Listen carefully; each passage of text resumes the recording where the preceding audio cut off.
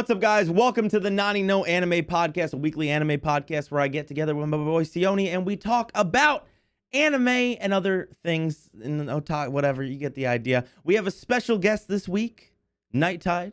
How you doing, man? What's up? So we've been wanting to get NyteTide on for a while, but he is on is not available till like the middle of the night. But we weren't able to be here because the middle of the night because SeeOhKnee sucks too. That whole family thing, man.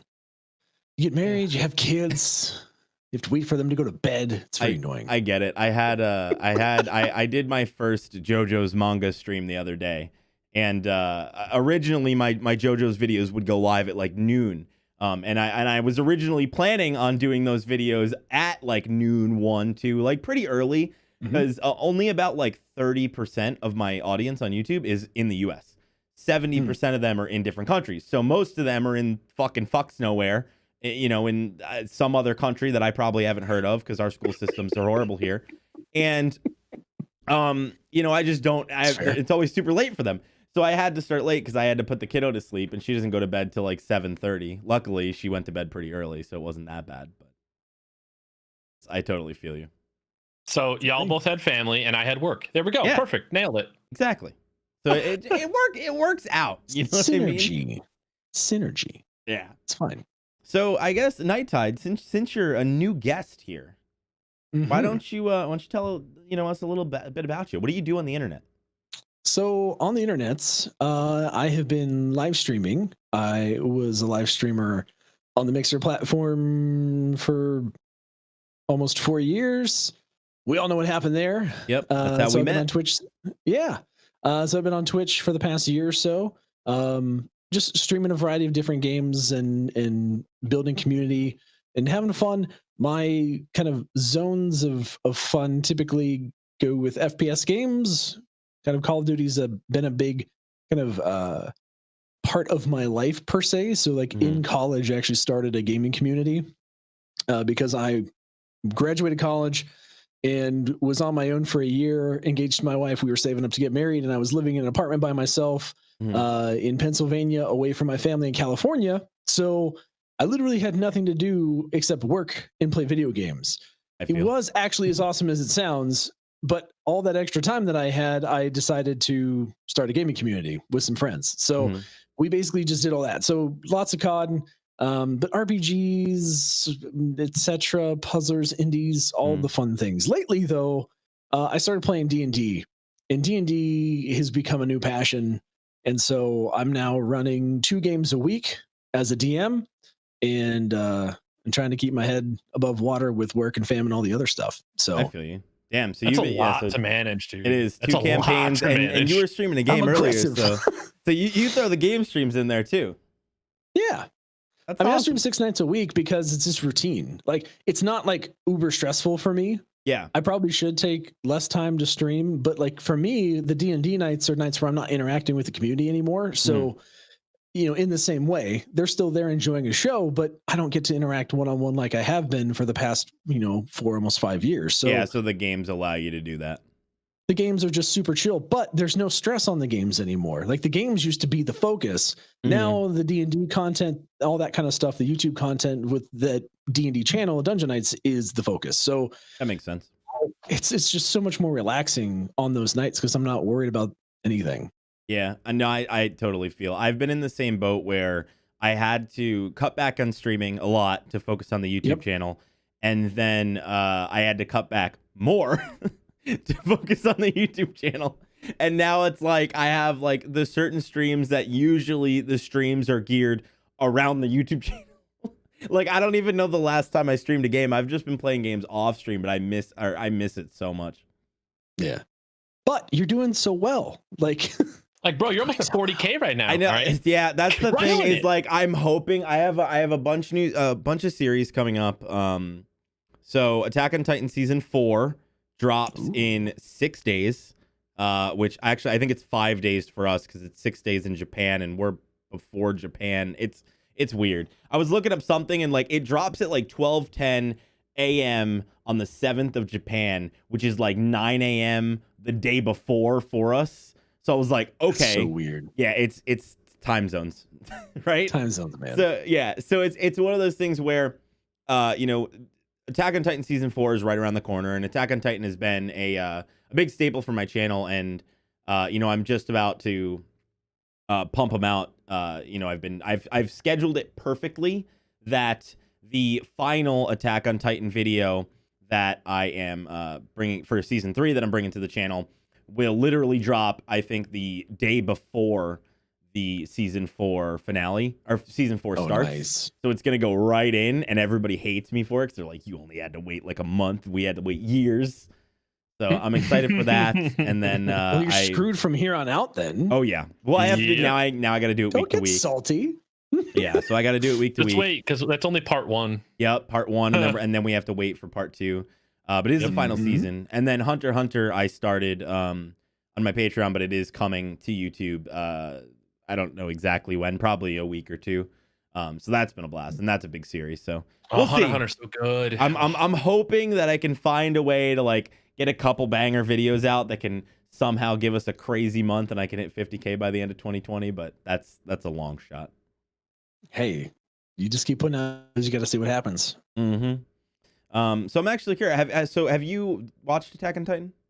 Oh yeah, yeah. Well, so I can't remember where I left off on the current season. I know I was like really into it and then got bogged down with something and had to stop.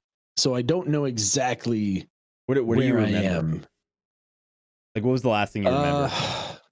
The last thing that I really remember is the cave where they're trying to steal back Aaron's power. Oh fuck, dude. Oh, you are like, yeah, that's actually amazing. You are. I'm not even exaggerating, you dude.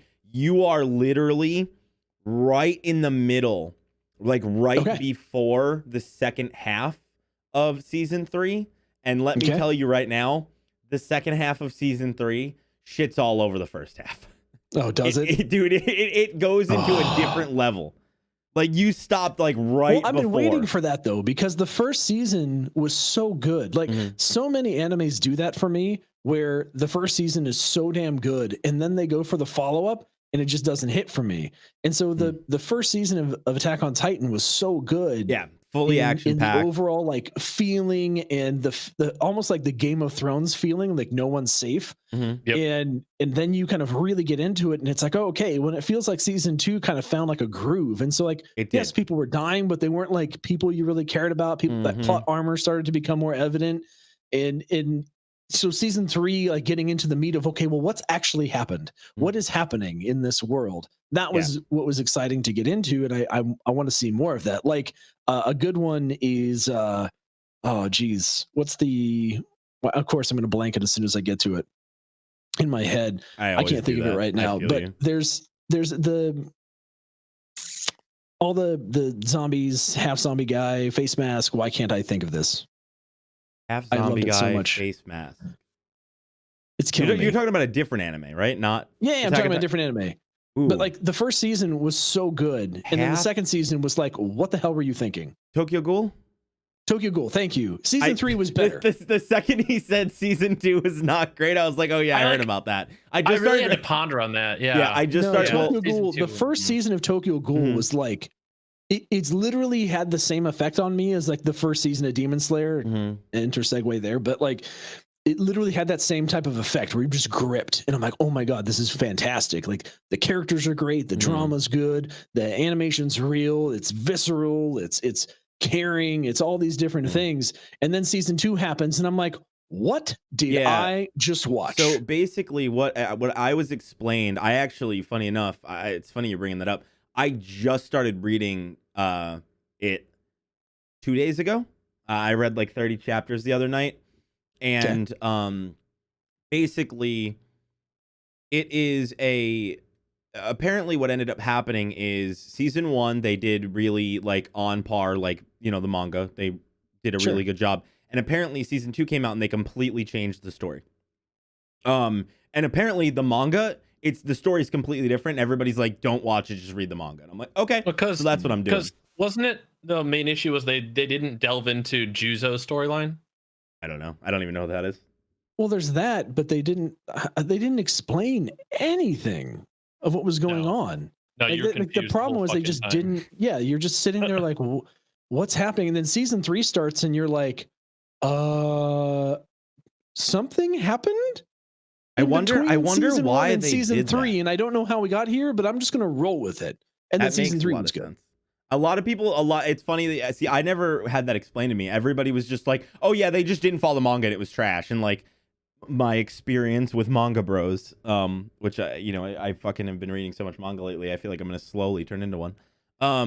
Is that if it's different from the manga, it's horrible, whether it's actually good or not. So apparently they actually were right in this case, which is interesting to know. I mean, that's most media, right? Like if you read the book before you see a movie or a show, most of the time you're disappointed at the very least in something. That makes sense. I remember a perfect example. I remember reading the Aragon books when I was younger, and they like made that movie and they hyped it up, and it was trash. It was straight trash. You're like, what did you do? I never watched it, but I remember hearing people in like my school when I was there just complaining and bitching about it nonstop. I mean, Harry Potter was the same way though too. Yeah, like, Harry Potter. I remember a lot of shit. They left out a ton of stuff, but at least they were true to the plot line. Like, that's true. Like, at least Harry Potter followed the narrative, and you're like, okay, well, like I can see why they omitted this, that, and the other. But like, I read all the books and then watched all the movies, and I wasn't mad. I was like, okay, well, like they're just choosing the most entertaining bits because the books are super long. That's a lot of content to condense even to 2.5 hours, right? Yeah. But man, like, the problem, I guess, for me, and this is going to be a little bit kind of controversial, I guess, with potentially the crowd if they're manga boys, is I don't do comics or manga. I can't. Like, I can do conventional books, just straight text, and I can watch TV and movies. I can't do the picture book. For some reason, that medium is lost on me. I've tried with comics. I've tried with some manga because my sister loves manga. She's like, oh, you should read the manga. And I'm like, I don't read manga. I just don't do the whole picture book thing. I felt the exact same way. For the longest time, I never got into comics. I've tried, and they just never did it for me. And I decided to check out this manhwa called Solo Leveling, which is basically, manga's Japanese. It's basically, a manhwa is a Korean version, and they've become very popular over the past year, and they're online, usually digital only, and full artwork, and I'll send you some pictures of it. It is some of the most gorgeous artwork you will ever see, period. It is on that level. And I did a reaction to that because people begged me for it, and I was like, wow, this was incredible. And then I started just diving into more manga, and I've just been having a blast. But it's, I've been reading Bleach like crazy. I was actually reading it digitally because I could get the Shonen Jump app for $2 a month.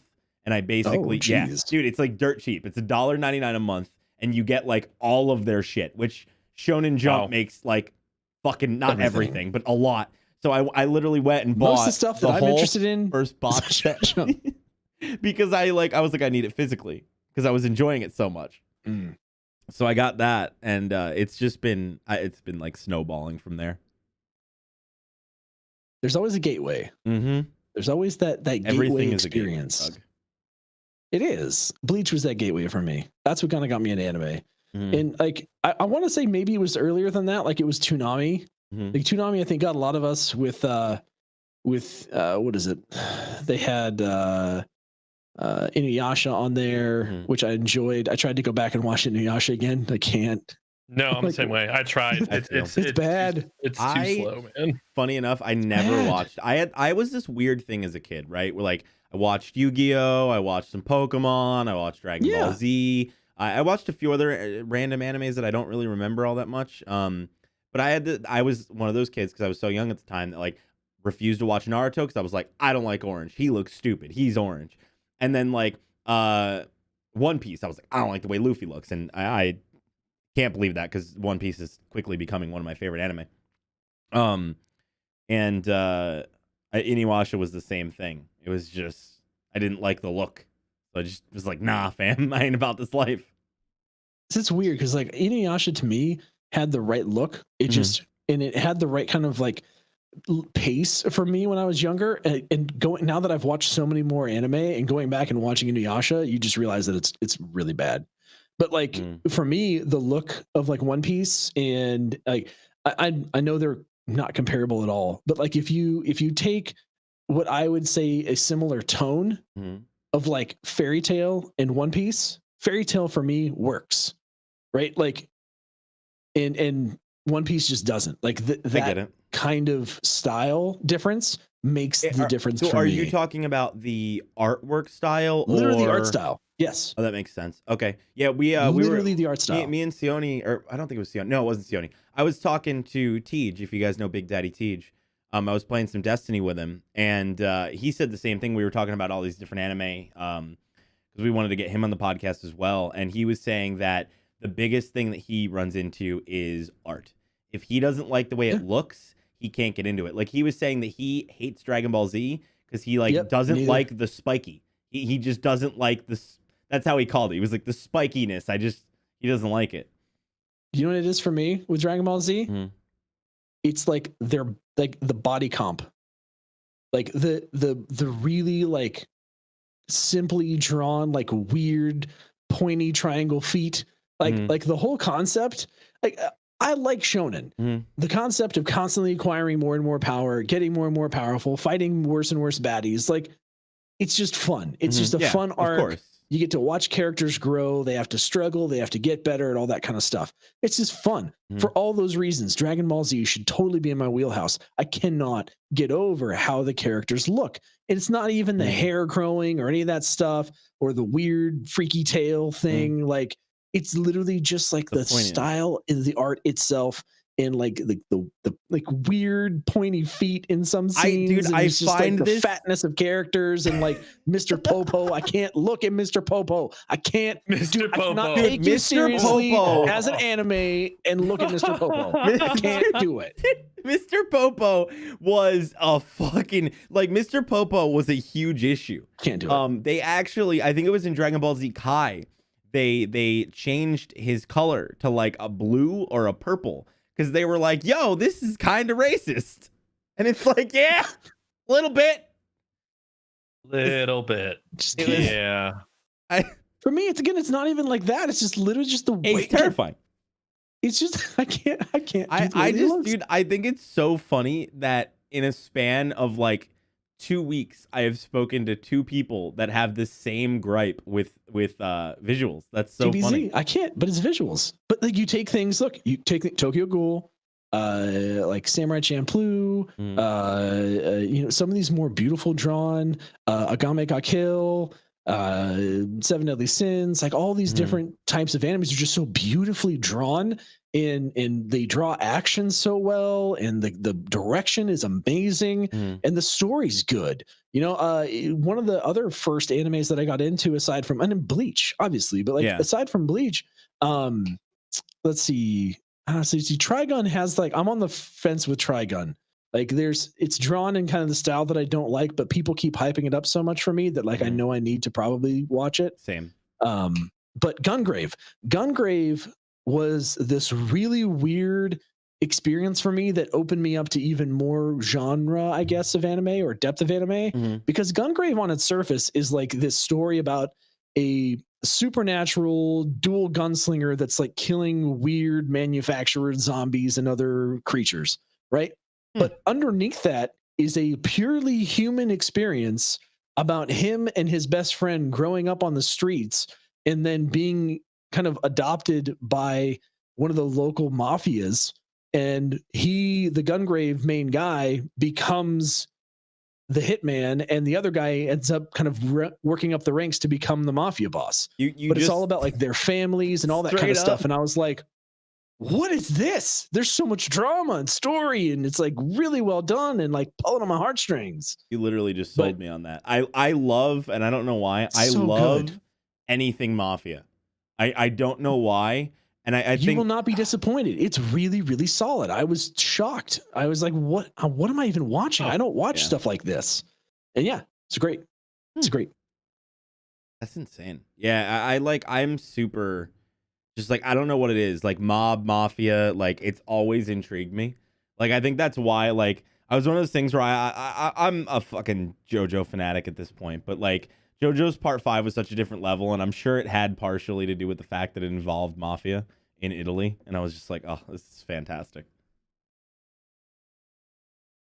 So there's lots of stuff out there. Mm-hmm. Sione, so what have you been watching anything new lately? I mean, let's see. Finished up Konosuba. I thought you watched Konosuba like a million years ago. Well, I mean, rewatching. You've been rewatching stuff like crazy. I also started World Trigger. That anime that was recommended by Mortanos. Yeah. Okay. Yeah, it's pretty good. It's a little different, I will say. Skip the intro. What do you mean? Just skip the intro. But it is it like super spoiler heavy? No, it just wasn't pleasing. Can you elaborate? Okay, so now you're making me want to watch it. The song choice, really bad. Like I could not vibe with the song choice that they chose for the intro. And it overall it wasn't pleasing. As like someone like myself, like I've watched a good amount of anime intros. I couldn't watch it. It wasn't that good. So sorry for those that do like World Trigger. Okay, it just doesn't appeal to me. Not my thing. I do like the anime. I'm watching the anime, but I skip the intro. Okay. That's fine. You're just an intro skipper. That's all right. Ain't nothing wrong with that. Dude, does everyone not skip the intro? So that is like a cardinal sin amongst.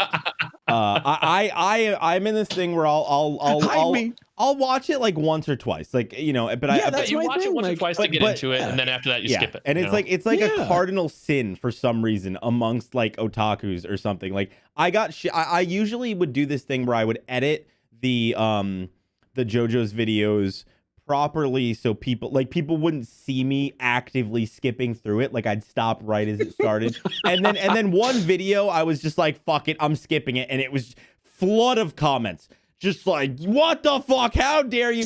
Now JoJo's is a different example because JoJo's does this thing where throughout each part, the intro will change multiple times based on what's happening. So like when somebody's stand gets revealed, they'll change the intro. When the main villain gets revealed, they'll change it. So that's why everybody's like, don't skip it. I'm like, motherfucker, you think I didn't look up and figure out which episode it changes so I don't miss it? Shut your face. But I totally feel you. I ain't got time to watch the same 3 minutes every time. That's what I'm saying. Right? I'm like, if I'm recording 10 goddamn episodes, you know how much time I save? That's a whole episode, man. It is to say that's an extra episode that I can binge. Right? Some of them are so good though. There's like oh no, some are really good. Like I know SeeOhKnee has. Have you seen Hunter x Hunter?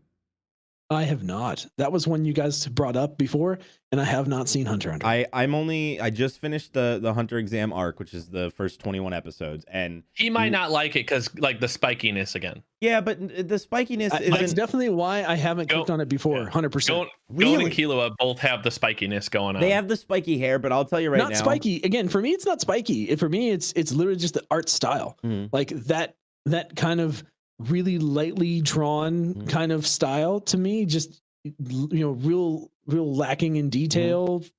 It doesn't do it for me, but I'm happy to give it a go. I would recommend it. I actually have been in this weird internal crisis today where I reacted to about 10 episodes of it today before we did this, and I've never been able to do that ever with any other anime. It's good, dude. And not in the sense of like I've had issues, and I've said like I adore JoJo's. It is one of my favorite anime. Period. Like, but I've had that thing where I'll do like 6 episodes, and then like I need to take a step back and like relax for a bit before I start recording more. And Hunter x Hunter so far, and I've even said I can't even explain it. I can't put into words at the moment why it's hooking me the way it is, but there's something about it that I just am like, I'm glued to it, and I just can't stop. And I cannot recommend it enough. It's so good. No, I will have to go and check it out then. Is it on the Crunchyroll? Is it on the Netflix? Where's it at? I'm watching it on Crunchyroll. I don't know if it's on anything else. That is a great question though. Hunter, yeah, it's on Netflix, but it depends. Are you trying to dub it or are you trying to sub it? Doesn't matter. Oh, I honestly I find that I go in between. A lot of times I find the sub is more emotionally on point than the dub. But, yeah, agreed. If I started watching it in dub, then it's really hard to switch. Yeah, I'm the same way.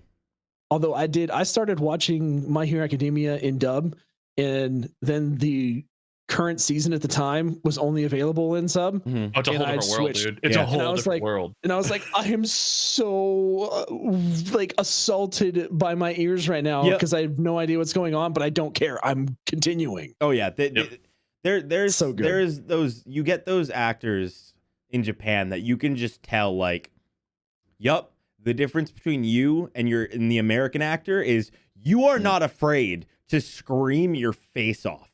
And you can just hear it. And that was actually, I guess we might as well transition. That was actually how I felt about like watching Demon Slayer. Like some of the emotion in those scenes, I think it was just really, really well done. But speaking about Demon Slayer. See, I thought you were going to say Black Clover because that's all Asta does the entire time. I haven't seen it yet. I want to. It's well, until it's almost annoying. And then Yami tells him to shut the fuck up. That's what everybody tells me, is everybody's like, brace yourself for the beginning of Black Clover. And I'm like, okay. First like 5 episodes. Yeah, 100%. It does get better.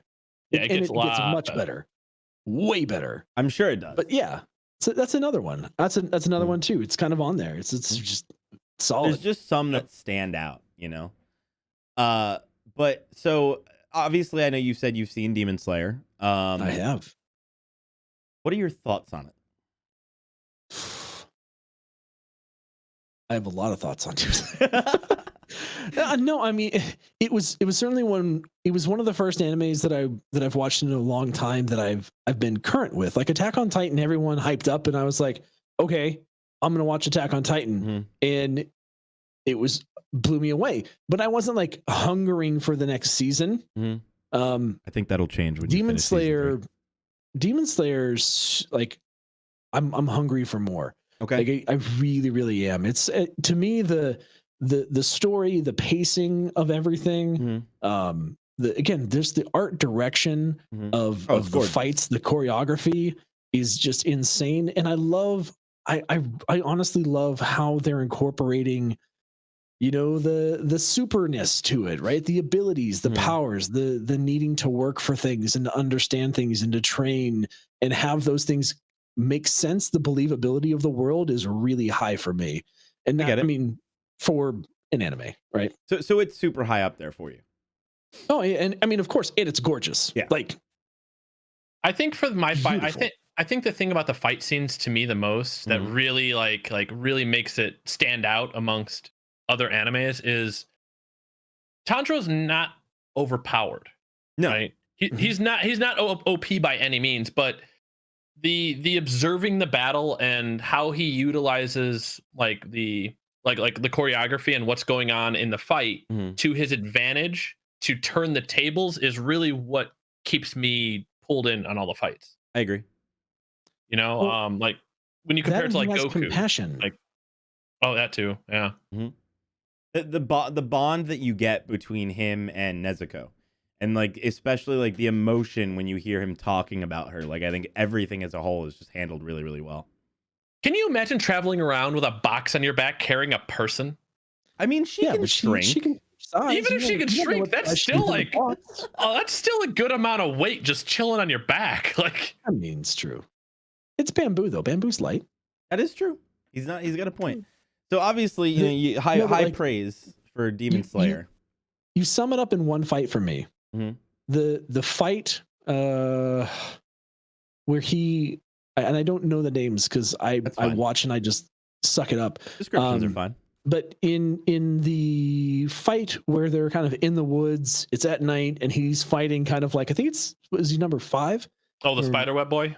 It's spiderweb boy, but it's not him. It's the girl before him who's kind of like doing his bidding, but not really, but still kind of.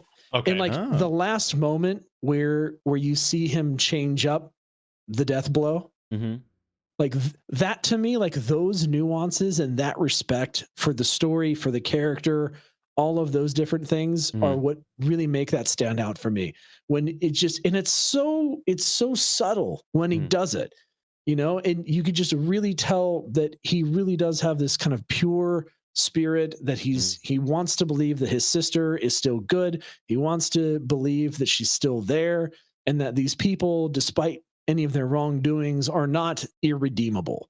And I think that is so different from many of the other characters, where even if you go Bleach, right? Like you have Ichigo, who's just, he wants to protect his family. He doesn't care who's in his way. The compassion's really not there for people that are not his friends. And like, you know, for the most part, he's going to fight you until you're dead or not an enemy anymore. I get what you're saying. You know, and it's that level of humanity that they bring to the story, I think, is what makes it stand out from other things. I get you. So obviously, you know, we know that Demon Slayer has gotten, you know, super hyped up. Obviously, you know, it's in that level of mainstream that I would say similarly to My Hero, where it's one of those things that people just know at this point, you know, and it is showing a lot in Japan right now. So, you know, I don't know if you know this or not. The next arc, I guess because it was going to be a shorter one, instead of season 2 of Demon Slayer is coming, but instead of them going straight to season 2, they're releasing a movie called the Demon Slayer Mugen Train movie, and it's the arc. So that has been out in Japan for a few weeks now, and it has just become Japan's second highest grossing film of all time, and it passed Titanic. Wow. Which, that's insane. That's fucking insane. Titanic. It surpassed. That is insane. Right? What's the first grossing movie for them? Out of curiosity. See if I can find it here. So if we go through, an anime movie based on the blockbuster Demon Slayer manga series has taken 45 days to become the second highest grossing movie ever in Japan. The film amassed 27.51 billion yen, $265 million, by drawing an audience of more than 20 million across Japan, overtaking Titanic, the smash hit 1997 American film about a romance aboard the ill-fated. We already know about that. Let me see. Does it? I don't know if it says what number 1 is. Oh wait, hold on. I think I just found it. Spirited Away. That's the highest. Really? Yeah, Spirited Another Away. animated film. Yeah, so what's crazy is Spirited Away is at 30.8 billion. But Demon Slayer is at 27.51 billion. Oh, it's going to pass it for sure. And that's only in 45 days, which is wild. Wait a second here. Hold on. Rewind. You have Spirited Away at number 1, and Titanic's been number 2 since 1997. Yep. Since 1997. Yeah. Yes. Dude, 23 years. 23 years. It's been number 2. What the? Let me just take a pause and think about that real quick. The second highest grossing movie in Japan is about a bunch of people dying on a boat. Yeah. Yeah. What the fuck? Isn't like that why it's crazy? Knowing what happens, you know the ship sinks. Spirited Away is from 2001. Well, that's crazy too. Wow. So I'm just saying, 97 and 2001 are the top charts, and wow. Okay. That's crazy. All right. I mean, I guess when you take a step back and think about it from the perspective of how many years has it been that people arguably kind of stopped buying movies, right? Like we all stream shit, right? At this point, of course, there's still people that collect DVDs and stuff, but I mean, people aren't going in the last 5 years or so, though. Yeah, but think about it from that perspective, though. That the fact that these older movies held on for so long, it makes sense when you think about it from that perspective, because like you get out of the movie theater, and then at that point, you know, they're making their money through stream sales. It's not like people are rushing out to buy DVDs and stuff. So I can understand that. Sure. So it did that.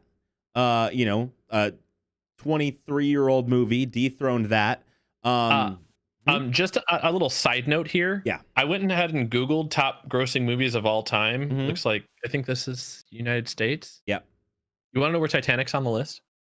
3? Titanic's on the list. Yeah. You want to know where? Like 8? 3, isn't it? 3. Yeah. Still 3? Yeah. What the fuck? I'm pretty sure, because if I'm not mistaken, let me see if I'm right here.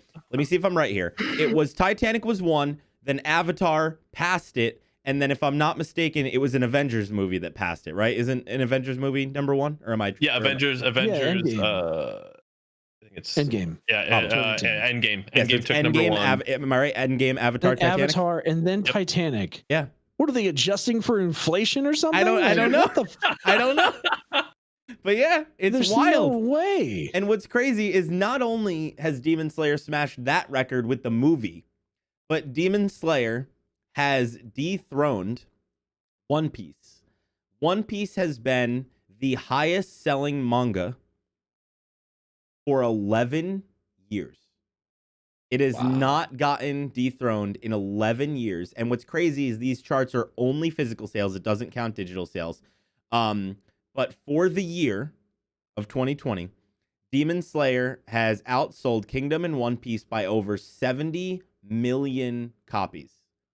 Demon Slayer has sold 82.35 million copies of manga. One Piece has sold 7.7 million. That's a lot of trees, dude. Oh, yeah. Wow. That's a lot of fucking trees. And what's crazy is if you look at it, so the top 3 selling manga, you know, Demon Slayer, Demon Slayer, Demon Slayer.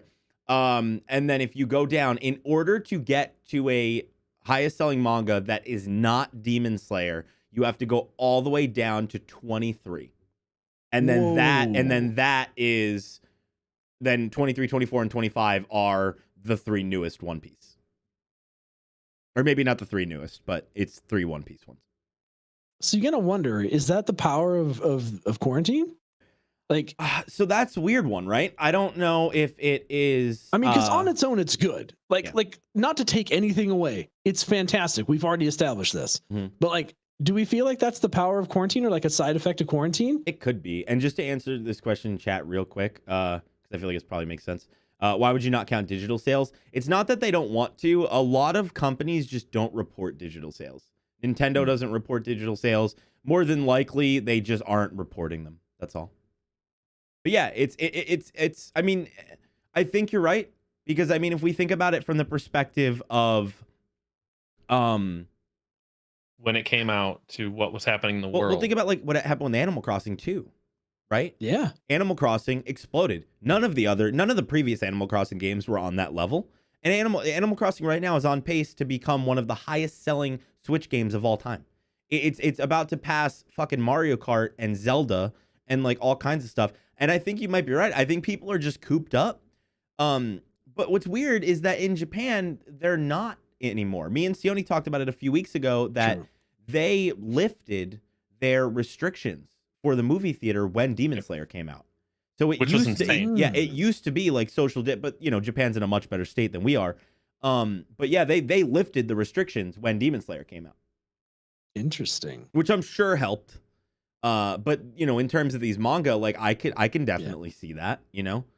It makes sense. It's hit a level of mainstream that I feel like most anime doesn't, and I love it because and it's funny because I feel like you get a lot of huge like anime fans that like get very gatekeepy, and it's not as bad as it was years ago. But I feel like, in my opinion at least, every time an anime goes mainstream like this, it just makes the industry better. You know, you go back in the day, you had Death Note and SAO, and then, you know, My Hero, obviously. And now this. I think it's more than that, though. I think you have an entire culture shift where people were used to watching TV and movies. Yep. And like you said, people aren't buying DVDs anymore. They're not buying definitely not Blu-ray players and stuff. You know, like we've got consoles that are coming out with options without disk drives, right? Like PCs, most PCs, if you built your own PC, you probably didn't put a disk drive in it for the past like 8 to 10 years, right? Like, yeah, I mean, I have one in it right now. Yeah, I mean, to give you an example, my PS5, I wanted the digital version. I don't fucking use discs, but I couldn't get one, so I settled for, you know, I was like, I don't really want to spend the extra $100, but I'd rather have it than not have it. But I'm never gonna buy a PS5 game on disc. You know, no, why would you? I'm not gonna buy an Xbox game on disc. Like digital, I'm good. You know, so I totally feel you. For me, I look at that entire culture shift. You look at the power of Netflix, and even with like HBO pulling a bunch of stuff away with Warner and other kind of, you know, Disney obviously pulling all their stuff into Disney Plus. Netflix has established this pattern now of being able to watch things. YouTube has grown to be a mainstream media platform. Like YouTube used to just be like, all right, well, how do I do this? Let me go look it up on YouTube. And then you've got lifestyle bloggers, and, you know, obviously reactors and all these kinds of different genres of content now that people are consuming instead of Jeopardy and Wheel of Fortune, right? And I think that that's a powerful thing to acknowledge and understand, is that a lot of these mediums that were kind of secluded and kind of kept to the wings before, because the only access to them was reading manga, or going out and buying or the going DVD, out and watching a DVD or something, are now Netflix original anime, which we were talking about before the show started, right? Like all these Netflix originals where they're really just kind of buying publishing rights, right? But and producing more anime and all those different types of the whole medium as a whole is shifting to the forefront. It's not just that these anime are going mainstream. All of anime is going mainstream. Oh yeah, and I think it's great because you're seeing things is helping it. 100%. I mean, I don't know if you guys watched the two. I don't know if they're actual originals by Netflix, but they kind of all have that same kind of art style. But the Castlevania series on Netflix, that was phenomenal. Good. I enjoyed that. Yep. And then the new what is it, Sons of Zeus? So I have yet to watch that one yet, though. And Dragon's Dogma, all kind of in that same style. They were all very good. Yeah, you can definitely tell like that's like an anime, like Netflix is doing that. Like I mean, they did with Castlevania. The Castlevania series is fantastic. I don't know if you guys almost has like that Aeon Flux vibe to the anime or to the art direction to it, and it's kind of weird, but I dig it. Didn't they also do a Ghost in the Shell too? Yeah, they keep buying more. Like I had to make a other Netflix account for my anime because because what ended up happening is I watched like fucking 3 episodes of fucking Naruto or whatever on our main account, and it was a few months ago, because I don't know if you guys remember, there was a few months ago Netflix popped off and they added so many different anime to Netflix. So I watched it and Bree's like, the entire Netflix is taken over by your goddamn anime. And I was like, I'm sorry, like it's not my fault. So then what ended up happening is I made the other account, only watch my anime over there, and she still gets recommended anime constantly, and it's not even my fault. Netflix just has so much anime at this point that it's like, oh, you like horror anime, and then they recommend you, or you like horror, they recommend you horror anime. Oh, you like thriller, recommend you thriller anime, and it's like, you're in the algorithm now. I think you watched anime. Well, I think it's even the fact that people are starting to see that, because I feel like a lot of people, like the top stuff on Netflix is anime now. Yeah. A lot of people, I think, saw anime as you had Dragon Ball Z, you had One Piece, you had Bleach, right? You have these shonens. These were the top dogs. And I feel like what's happening is people are starting to realize, oh, there's horror anime, there's thriller anime, there's romance, there's slice of life, there's this. Like and highly recommend it, by the way, NyteTide. It's short too. You'd be able to. I think it's 12 episodes. Which one? Promise Neverland. Oh, it's a good one. Is an absolute mind fuck and a half. And it is incredible. It's so good, like, dude. This is an anime, like this is an anime that, like if you sat the wife down and were like, hey, let's watch this, she probably would have questions initially and would be hooked probably by the end of the first episode. It's that good. Interesting. Like if you like thriller and you like mystery and like that kind of stuff, it is fantastic. So on a mindfuck level, from like 1 to the original ending of Evangelion, what are we looking at? I haven't watched Evangelion, so I don't. Oh my goodness! I'm trying to think of what to compare. What would you compare it to, SeeOhKnee? Promise Neverland. Yeah. Hold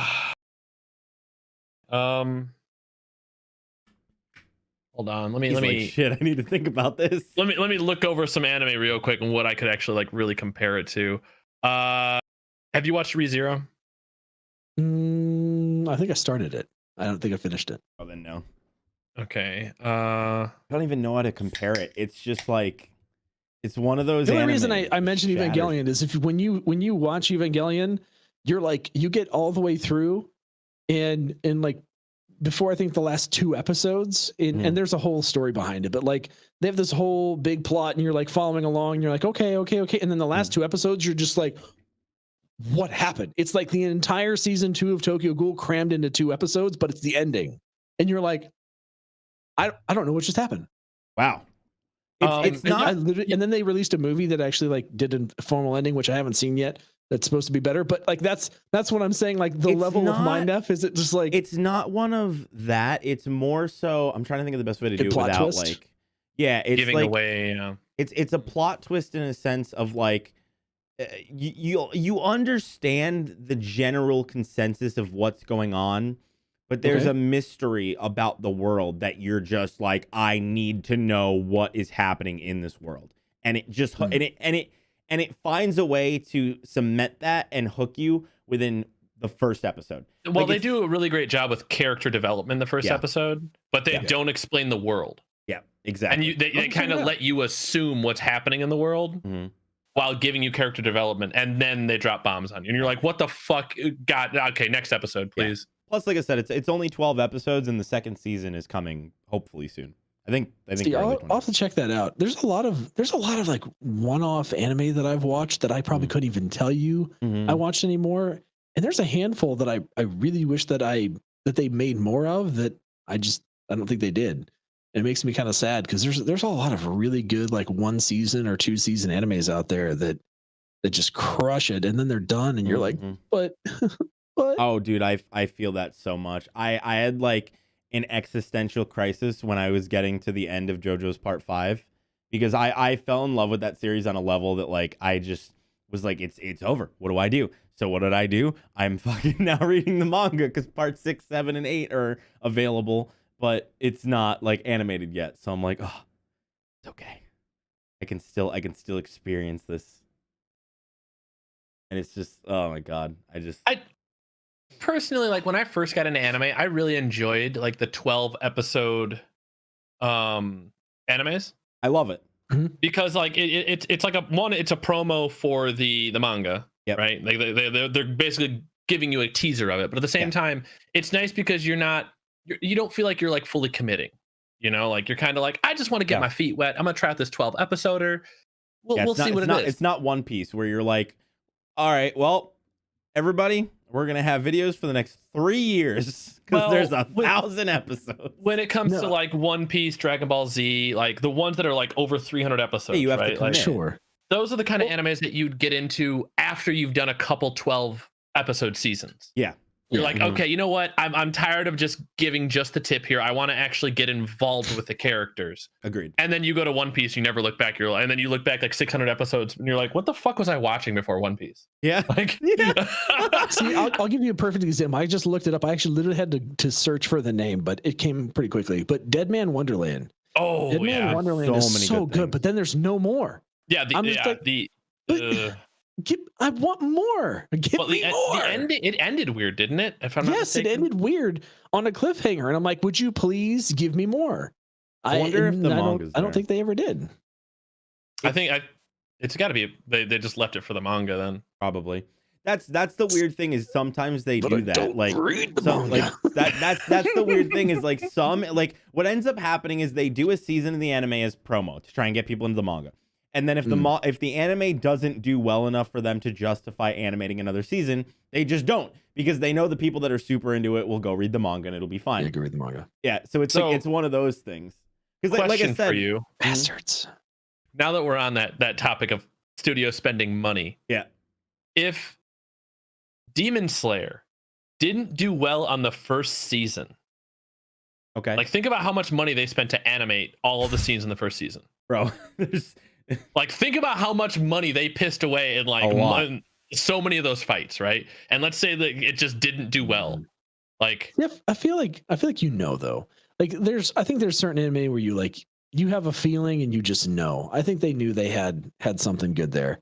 I can think see you gotta that. trust. You gotta that's like a gut feeling. Like I would watch that. It's a if I marketing was producing thing, that too. and you watch the first couple episodes, you're like, yeah. The biggest This is thing good. that I think that in Japan and most anime companies need to embrace in general is influencers, and they don't.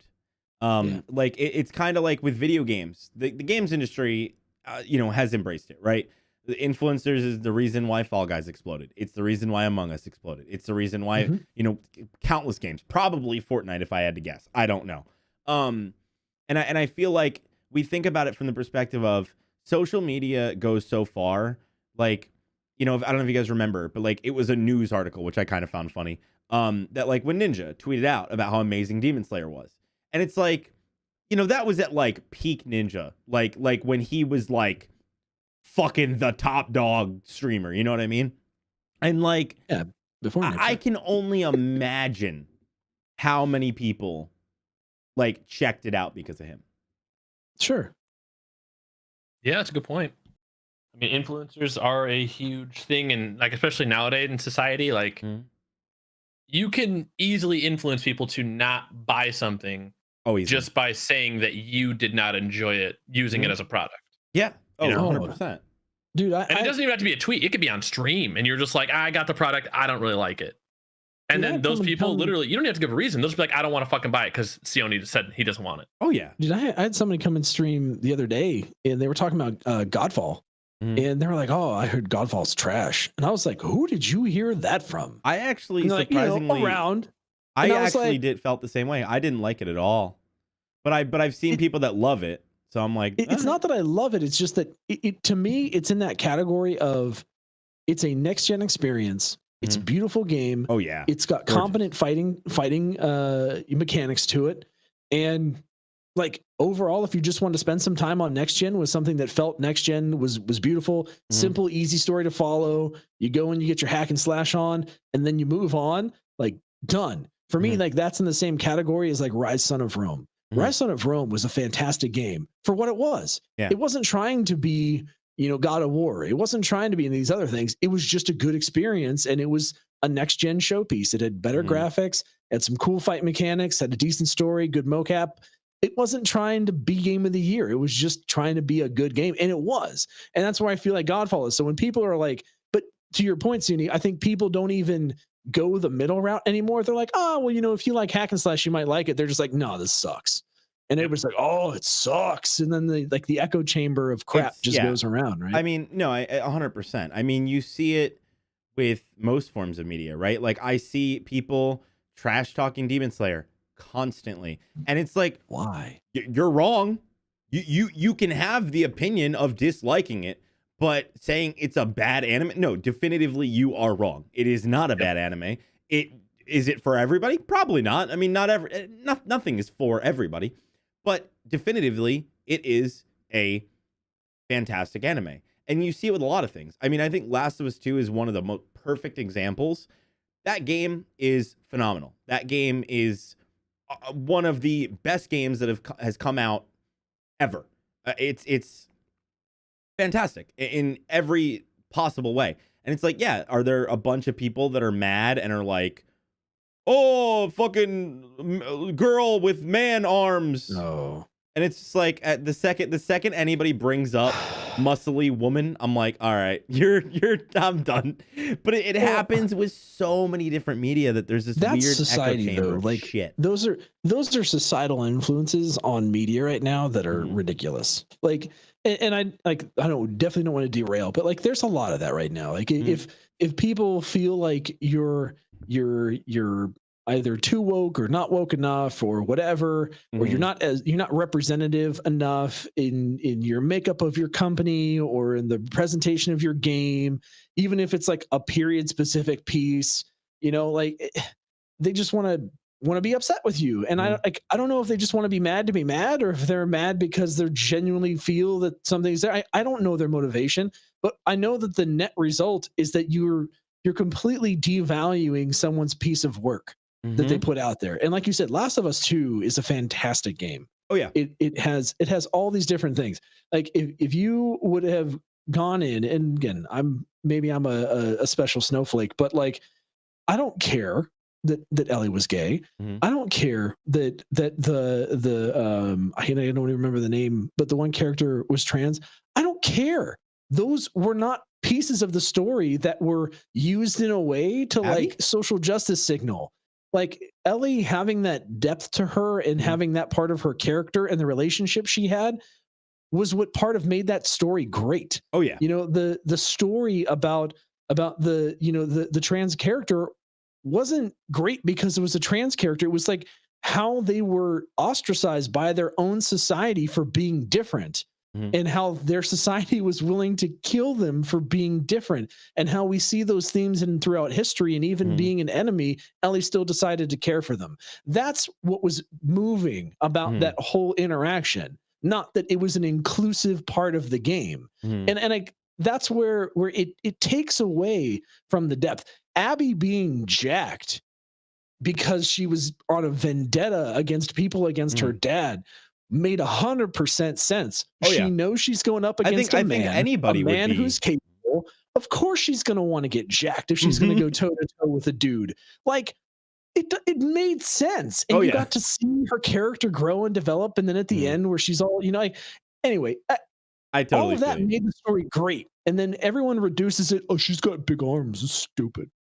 You're stupid. Play the game. That was the biggest issue. Is it drown because it happens with SAO, and it happens with My Hero, and it happens with Demon Slayer, where those people, like borderline the incels, the people who are freaking out because of her arms, when you have a large chunk of people who do just dislike the story and they give valid points, they get drowned out. It's like SAO, right? You have countless people who shit on SAO like crazy for no reason other than the fact that it's popular. So what ends up happening is when you get the people that actually have legitimate criticisms, that actually dislike SAO for valid reasons, or dislike My Hero for valid reasons, they get drowned out by the masses of like, fucking trash, Kirito trash. And it's just like, fucking shut the fuck up. But like you said, like, you guys are obviously like super One Piece fans, right? I still can't get over the animation style. To me, that's not saying it's a bad anime. It's just saying, like, I can't get into it because part of why I watch anime is for the art. And if I'm not enjoying the art, I'm not enjoying the anime. Exactly. So it's not that it's a bad story. It's not that it's a bad anime. It's probably fantastic. There's probably tons of things that I would love about it. But for me, that component is what turns me off. Yeah. That's not saying that it's trash. Exactly. Like, have an actual opinion if you're going to dislike something. That's my thing. Goodness, it's not hard. What I think it is the fact that when you combine the anonymity of the internet, where anyone can be a keyboard warrior, make a new username if they piss people off.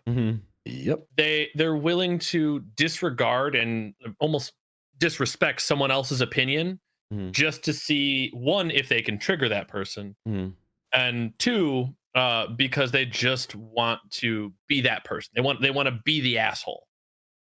That's just like, no, fuck that guy. I don't like him anyways. And it's like, but like, what's your reasons? I don't know. I never even watched the anime. You're like, what? Dude, well, then why are you commenting? Because I'm a troll and I have nothing better to do with my time. All the time. It's so weird that like you have that, and then you also have like, if you give a valid opinion, there's the people that just get triggered no matter what. It's just crazy. Yep. It's just. I mean, that have content like this that allows us to discuss actual things.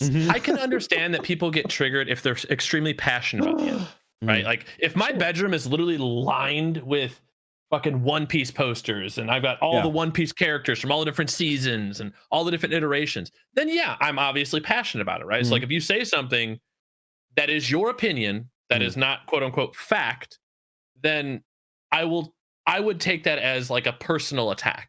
You know what I mean? Like, not to be like, like I'm gonna take it, as that. But when you really look at it, like, someone who's extremely passionate about something, they're going to take it as a personal attack, even though you're not even talking about them at all. You're just describing what you don't like about the anime.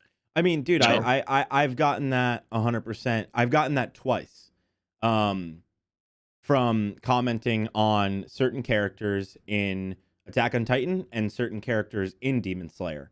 And both times and it's funny because you look, obviously, vocal minority, right? Because if you look, the like ratio way higher than the dislike ratio, so obviously people are enjoying it. But if you go through the comments, it's nothing but how dare you, how dare you, how dare you. And the funny thing is, the Demon Slayer, the Demon Slayer issue that I had, it was the exact same problem as the Attack on Titan. I trash talked a character in Demon Slayer, Fireface. I forget his name. You probably know him, the dude that looks like he has fire hair. Yeah, okay. I trash talked him, and then the dude that stabbed Nezuko like 3 times in the box. I was like, fuck you, they're horrible, suck my dick. And you don't learn anything about either of those characters other than them being assholes, right? But apparently in the manga, right, those characters are in the manga and people like them, and people were mad and they're like, how fucking dare you? You're a moron. I'm like, I didn't read the manga, motherfucker. I'm just basing off of what I know. And the same thing happened with Attack on Titan, where I trash talked the character and people like that character in season 4. And I'm like, season 4 is not out yet. I saw that tweet. This is a season 3 fucking reaction video you're watching, and you're mad at me about a character that I haven't even seen anything about him. Yep. It's called a redemption arc, People, dick. dude, I know, and I love redemption arcs, but you can't get mad at somebody when they haven't watched the redemption arc, but it happens all the time. Dude, speaking of redemption arcs, I finally sat down and watched all of Avatar, and I watched all of Legend of Korra. I enjoyed them both. Yeah. But yeah, like so much good stuff in there. I understand why people may not like it or whatever, but again, I thought it was great. That's a lot perfect of people example. really hate Korra. If you talk shit about Avatar, I feel like the internet will find a way to find you, and they will type really hard on their keyboards. People crap all over Korra, though. I know. I don't know why. People really dislike Legend of Korra. I know. Yes, I so don't understand why. I don't either. I don't get it. I never even watched Korra, but I've heard great things. Dude, and Korra's I'm just like, so good. Why do people hate it? Korra is so good. Watch Korra. It's different, but it's good. It's different, but it's good. Watch Korra, though. It's good. I have not watched Korra either. I'll look into it. And he's like, okay. I'll give it a try. It was quick. I'll just answer. I got through it fast. The chat real quick, just because we're gonna be doing a Q&A, guys. Because since I've never streamed this on YouTube, as soon as the actual podcast itself is over, we'll switch to Q&A. We'll talk to chat, answer any questions you have. So just keep an eye out on that. We'll be wrapping up here in a second. But dude, it's I love when we have guests on. It's so much fun, dude. Just sit here and bullshit, dude. It's been an hour and it's fucking flown. Yeah, well, it's been a thing where me and Sony have been friends for years, and since we do this every week, usually it's like, all right, let's catch up and talk about this, and then we talk about a topic, we catch up, we move on. Every time we bring somebody on, they just mention something that just gets an interesting talk going, and I love it. So thank you for coming and being on the podcast. I appreciate Dude, thank you for having me. I sent you the list of anime that I could just think off the top of my head that I'd seen, and it was only a fraction. I love the medium. It's so good. It's just they are so creative. I think that's the biggest reason why I find myself enjoying anime. Like the shows that me and like Bree watch together, we watch like, because she's not into anime, right? So like we watch random shit. Like, we were watching, not Friends. We were watching that, but not Friends. What's the other one? Fucking How I Met Your Mother. Like, we watch random ass TV shows like that together, right? The show that you can just you watch sitcoms. Then. Yeah, you can like kind of pay attention, but you don't really have to. And we watch a lot of that. And like even on shows, like there's a lot of shows that come out are really good, right? Like we're watching Queen's Gambit. I'm enjoying it. Queen's Gambit. I think it's great, right? Oh, so good. But like, we get a lot of shows like that here in the US that like they're good and they're that style, but you don't get the crazy over the top ridiculousness that you get with anime because Japan just doesn't hold back. They just give no fucks. They're like, whatever, do it, go crazy, like whatever you can come up with. And I'm just, oh God, yes, thank you. Oh, speaking of, I'm happy I just thought about this because you mentioned how much you enjoyed Bleach. I have not watched this yet, but I recommend it.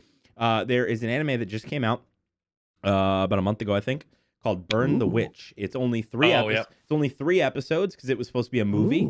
And it is in the Bleach world.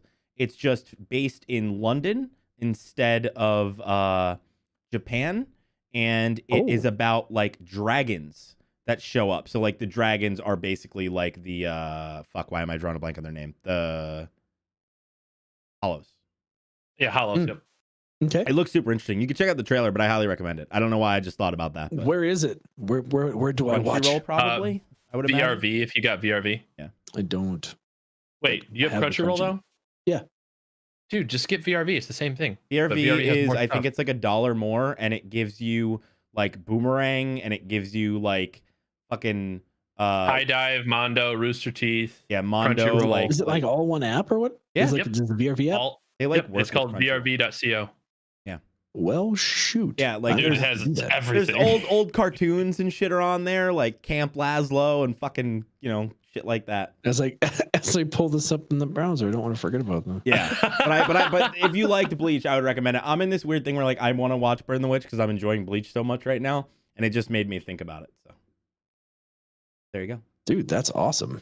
I highly recommend it.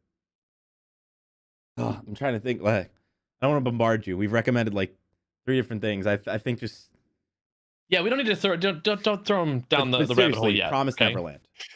Yeah, no. I'm happy to do that and Burn the Witch. Totally. And if you decide to give JoJo's a chance, let me know. That's gonna be a tough one. I know. I've gotten to the point I know you where were hesitant and you love it now, but that's another one too. Where like I look at the art style and I'm like, I get it. Okay. I get it. It's the thing is as much as I love JoJo's, I've accepted it's not for everybody, and I'm not gonna push it, but I'm gonna recommend it to everybody.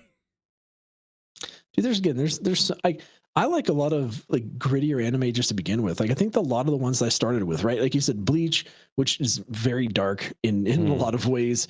But like Gungrave, Claymore, like what is it? Blood Plus, Trinity Blood. Like a lot of these like darker, kind of grittier shonen style animes. Like those are what I really kind of cut my teeth on. And I've recently been branching out into some more stuff. So I'm happy to give it a try. I really am. Cool. I recommend it. Do you guys have any thoughts that you want to finalize, close out, whatever? No closing statements. I mean, this has been a very fun podcast. I'm just happy that anime is becoming a more, like you said, it's becoming more mainstream. It's taking over and we're getting more of it and it's better. And I'm happy. I know. I fucking love it. Well, this has been... Oh, did you have something on? I'll give you one. Have you watched Code Geass? No, it is very high up on my list. Oh, that's a good one. Yep. There's like Code 3 Geass. 25 episode anime, and of course I'm drawing a blank on it. That's an oldie but Code goodie. Geass, I think Vinland Saga was one of them, and then there's one other that people will not stop yelling at me to watch, and I'm like, okay, I need to start one of those next. I watched so much anime ever since I started this channel that it's so like, I mean, like I said, I read about 60 chapters of Bleach the other night. That same night, because I read so much Bleach in a row that I was like, I'm gonna read something else. So then I read 30 chapters of Tokyo Ghoul. Like I said, I recorded 10 episodes of Hunter x Hunter today. Tomorrow I'm gonna record probably like fucking 7-8 episodes of One Piece, probably more Hunter x Hunter. It's just there's so much. There's not enough time in the day. No, there's not. Not even a little bit. So this has been the Nani no Anime Podcast, episode 27, I think.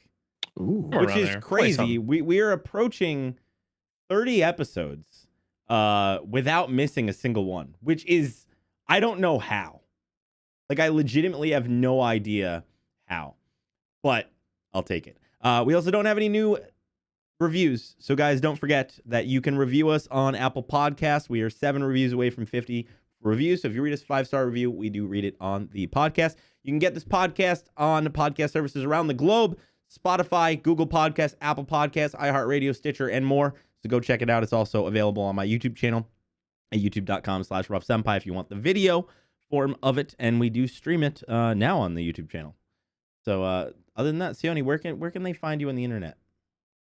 Go to Google, type in SeeOhKnee, SeeOhKnee. There's a whole list of shit. Just click one. You'll find me there. And Night, I know you already told us, but where can they catch you? I don't know how to follow that up with just do the same thing with NyteTide, NyteTide. No, that and then Dungeon Knights. Dungeon Knights is probably the thing that I'm pushing the most. Dungeon Knights NyteTes is probably the thing I'm pushing the most. It's the D&D channel, trying to get that really kicking off the ground, and it's awesome. It's just fun. If you like D&D, go check it out. We try and produce high quality content. Give us your feedback, join the Discord, all the good things. Cool. Well, thank you for being a guest on the podcast.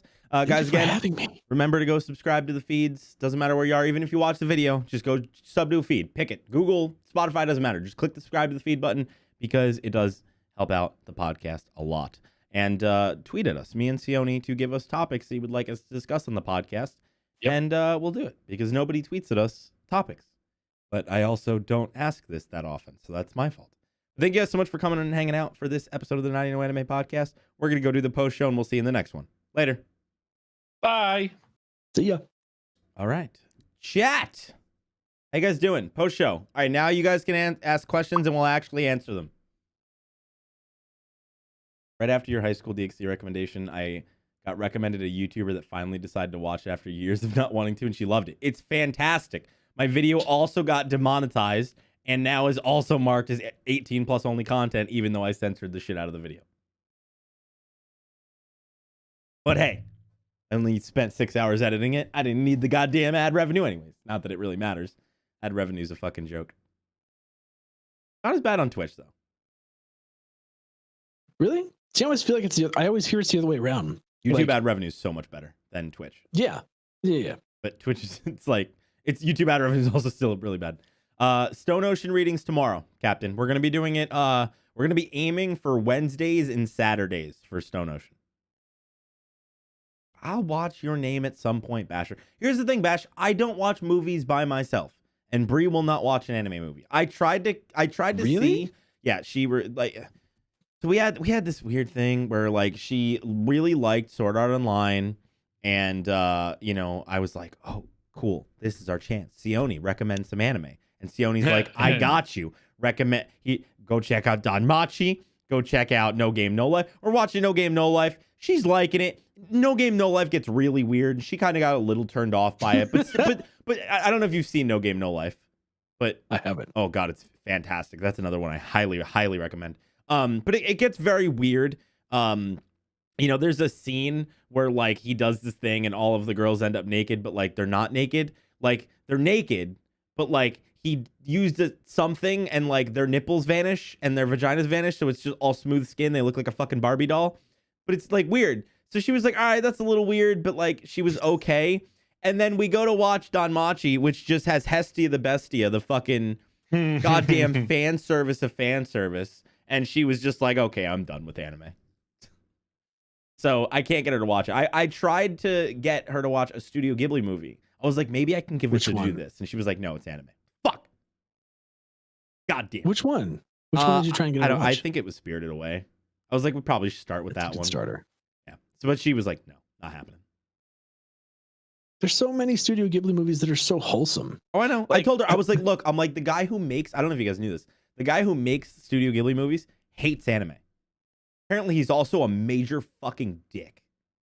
Well, like apparently, like his son got like nominated for something, and there's like video of him like being an asshole to his son. Like, you didn't fucking win. Yeah, like apparently he's a fucking asshole. Wow. Like apparently, if you look at it, I was listening to the Trash Taste podcast, and they were talking about it, and they were like, yeah, he's a dick. Well, all right. So let me say this. Like, so as soon as I found that Studio Ghibli movies were on HBO Max, I started playing a ton of them for my kids. And so like Ponyo, it does not get more wholesome, I think, than Ponyo. Ponyo is so good. My Neighbor Totoro is fun and different, and it's just like quirky. It's not actually weird. It's just really cute. And that's trying to say, like, there's a couple that I was watching with them that I was like, I don't know. Oh, Secret World of Arietti. Secret World of Arietti is like perfect. I would say it's basically perfect because it's just a human drama, like about like these little people that like live in a house and like kind of like the borrowers kind of concept. But again, it doesn't really get weird. It's just a really wholesome story about these characters. Whereas like a lot of people recommend Spirited Away, which can get kind of freaky with like the parents turning into pigs and stuff, or Howl's Moving Castle, which I love Howl's Moving Castle, but the story still doesn't make any sense to me. Like it's one of those where I'm like, huh? Yeah. What happened? So here, somebody put it. So what happened was his son made a movie, and during the premiere, he walked out because and I guess he got interviewed about like why he was walking out, and he said that he's not good enough. Wow. Yeah, like dude's a mega dick. Wow. So curious, somebody in chat asked, other than Spirited Away, what's a good anime to try and get my wife into? I think it depends on what she's into. Do you want her to get into anime or just animated films? There's a big difference. Well, I think he's saying that they've seen Spirited Away, so he wants to try and get her into something else, you know? I don't know, man. I just watch all the fighty shit. Like, yeah. Thank you so much, Maury. I appreciate that. Yeah, I think something like it depends on what she likes, right? Like normally I feel like people hear wife and they default to like, okay, what can we get like cutesy movies? But it's like your wife might not be into that. So I think it depends on what your wife's into, you know? see, I feel like my wife would be into something like, of course, I always blank on everything. I've seen too many anime. What kind of TV shows does your wife watch? Psychopaths. Like, I feel like my wife would actually really like Psychopaths. Mm-hmm. One, because she has a degree in counseling psychology, but like also because I think that it's just a good thriller. It's a good overall anime. It's kind of got a good kind of vibe to it. Mm-hmm. But I know that she wouldn't like it because my wife doesn't. I tried to get her to watch a Christmas cartoon. Mm-hmm. We tried to watch Klaus on Netflix, which if you haven't seen Klaus on Netflix, amazing. Mm-hmm. Like legit fantastic movie. And like she like walked away and like came back and walked away and came back. She's just like no interest. She's like, if it's a cartoon, she doesn't care. My wife's also super picky. Like if it's an older movie, she doesn't like it either. Like if the quality's not like 2000 plus, then she's not there for it. I'm like, I would definitely not recommend Konosuba to somebody who's new to anime, even if they do like comedy. Like, don't get me wrong, Konosuba's hysterical, but y'all have to remember that like how Konosuba's set up is that there's a different director every other episode, and the other episode is a hentai director, which is why Konosuba gets so weird every other episode. It's a that sounds like a very I never knew that. Yeah. Huh. Yeah. There's like a hentai director or an ecchi director or something. That's why like, you know, you're watching Konosuba and it's like one episode happens and all of a sudden it's crazy over the top, ridiculous fan service. And then all of a sudden it's back to normal. Like the frogs. Yeah. It's just, it's like that. Okay. But at the same time, Konosuba's it's a comedy about isekais. You know, I'm just going to call this out because I think this is the dumbest comment I've read all night. And I am calling you out, Joseph Joestar. I'm sorry, but people like that are stupid that categorize anime in so many branches. Just watch it. No, that's not how it works. Like, some people like horror. Some people like comedy. My girlfriend hates horror. Like, I'm not going to recommend her a horror anime. Like, there is different genres. Like, yes, there is some people that are just like, I like all anime. Like, I'm an example. I'm not a big fan of slice of life. So I would hate it if somebody just recommended me an anime and didn't say, hey, by the way, it's a slice of life. Different strokes for different folks, man. I get super awkward when I watch things that are overly fan servicey. Yeah. Like a lot of people do. I'm married. I've got kids. Like, I just feel weird. Like watching that stuff. Like I know you recommended like High School DxD. I tried to watch some of it. I get why you like it because it's good. Yeah, it is really good.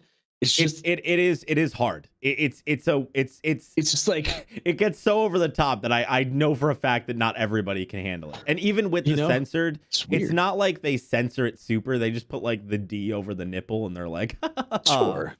Well, but again, there's a difference between obviously Japanese artists obviously dramatically overdraw their characters, but like again, I don't know, is Danmachi How to Train How to Pick Up Girls in a Dungeon? Yeah. So that to me is like a good balance. Like it's there for those that are like really looking for it, but it's not obnoxiously in your face all the time. And the rest of the story is good enough to where it doesn't pull me away. Yeah. Like I really liked Akame ga Kill in terms of like animation and characters. And there are some that are very, I would say, fan servicely drawn versus Kill la Kill, which I can't watch. Yeah. I literally can't get through Kill la Kill because it's just too much. I didn't like, think about and it's cool. It's a cool concept. It's too much. I don't know why this just popped in my head, but somebody put like My Hero Academia would be good. It leans into classic American comic book tropes. And if your wife is a fan of Star Wars, so was a mangaka of that show. What's funny, and I didn't think about this till now, I wonder if that is a reason why My Hero got so big. Like, now thinking about it, My Hero came out at the peak of the MCU. So, like, I wonder if that caused some of the popularity because people were on that, like, superhero high. Huh. Hold on. Let me. I didn't even realize that until now. Yeah, now you just say that. Right? Like I didn't realize it until now that it was around the same time. I mean, if you look at the top grossing movies, almost all of them are superhero. Besides the Titanic and a couple other ones, but like all of them are like Avengers related or some kind of superhero related. Sure. I have not. That's a good point. Danger. I have not. I've seen Noragami. Noragami And was great. and with a well-made dub. That is, we've had, me and SeeOhKnee have had talks about that all the time. That like the name of the anime is so important. Like even and like I'm sure the dub for how, because I've seen it, that the dub for Is It Wrong to Pick Up Girls in a Dungeon is great, but why is it called that? It's, I mean, like I know, but like it's dumb. Yeah, it's that kept me away from that anime for a long time. I was like, no, that sounds really weird. He's not spending time picking up girls in the dungeon. That's the fucked up part. I know. Belle wants nothing to do with picking up chicks in dungeons besides fucking getting in Ainz's pants. Yeah, like we did a podcast episode. I forget when. Even then, I'm not sure he wants that. Where we did a tier list of the weirdest anime names, and there was some fucking weird ones. But what's crazy is some of the weird ones actually made sense for the story. So it was like, okay, it's a stupid name, but I understand why you picked it. What was the one with the girls that were doing like writing their own manga? Oh fuck. It was fuck, what was it? What was the name? Because we were so confused when we heard it, and then once we read into the backstory, we're like, that's why they named it that. Hold on, I want to find it. It was something like basically NyteTide, to give you an idea. It was something along the lines of what was it? It was Man Girl. Oh yeah, the name of the anime was Man Girl. Man Girl. That's right? literally how it was. So that's how it was spelled. Man Girl. But it was about a bunch of like college girls who were opening up a manga studio and writing manga. Oh, manga girl, man girl. Yeah. That and it's like, oh, until you see it, you're like, what the fuck? I get what you were going with, but why did you think Man Girl was a good name, you fucking moron? Manga girl? Yeah, it's just so weird, dude. Yeah, they are. They're weird. Oh, see, like it's funny. We talking about, to kind of jump back into art style too. Like just because I love the fact that you've got One Punch Man as the kind of icon down there. I need to watch season. I'm in this weird thing where I watched the dub and I can't find the dub for season 2. And I really want to watch it, but I'm at the point where I think I'm just gonna pull the trigger and watch it anyways. That was another one I think I switched. But like that show, it took me a while to actually watch it because I didn't realize that the whole time he didn't look like that. Wait, what do you mean? Like the stupid underdrawn face. Oh yeah. Oh, I see. It was a turn off for me. I get that. Yeah, because but like everyone else isn't drawn that way. It's only him. Yeah. And I'm like, what? And then there's times where they like give him like the One Punch Man Superman vibe, right? And I'm like, oh, like okay, I get it. And I get that it's like a style, it's a trope, it's like what it is. I'm like, So do me a favor, real quick. Google Mob Psycho 100. It's made by the same person. Oh my god, dude. The art styles are except the difference is that everybody in that show looks like One Punch Man. Yeah. It's so good though. It's so good. It's like Mob Psycho will throw you through a fucking loop, dude. Oh, You'll be so confused the whole fuck. Like just watching the intro, you're like, what the fuck is even happening right It took me like 3 episodes to understand what the hell was going on. It doesn't look terrible. It's a great anime. It's very good. So fucking confusing, man. It's very weird. Does the same kind of thing. Yeah, I get it. Yeah, the author just draws like that. Like apparently what ended up happening is Mob Psycho, he did like himself, I think, where One Punch Man, he had help. Because apparently he's just not, that's just his art style. He's just not good at drawing. So that was like the big thing. But I can feel that. Because like I said, when I went from Bleach to when I picked up and decided to read Tokyo Ghoul, even the manga, Bleach is gorgeous. And speaking of, I want your opinion on this now that it just popped in my head. SeeOhKnee, you've seen Bleach, yeah? Yeah. So I'm reading it, right? 150 chapters in. And they do this thing in the manga, where every year he would do where people could write in and vote for their favorite characters. And then he would show it, and make a little drawing thing of the characters interacting. So again, think beginning part where Ichigo is basically finally fighting with the Zangetsu to unlock its power. That's where I'm at. Okay. And at that point, Chad is awesome. Chad is an absolute fucking Chad. And Chad got 12. 12! I almost threw my fucking tablet across the room. I was so angry. Chad's like my favorite character. And I was like, 12? People didn't like Chad? Is what you're saying? Yes! Dude, there was people that I didn't even recognize. I was like, who the fuck is this person that got 4? I don't even know this person. Because they were that forgettable. And Chad gets a fucking 12. Oh, I was pissed. Chado? Yeah, Chado. I was so mad, dude. I was so pissed. I mean, I get it. Chad's really not like he's like a good reliable friend. But I don't know. Maybe it's different in the manga. I don't know. But it gets much better later on. But in where you are in the story right now, he's barely in it. They really haven't delved too deep into Chad. Yeah. Not until later on when it's just him and Orihime, and then Chad steps up. Ooh, maybe it's just me. I don't know. Yeah, maybe it's just me. I love Chad. I think I just love Chads in anime, period.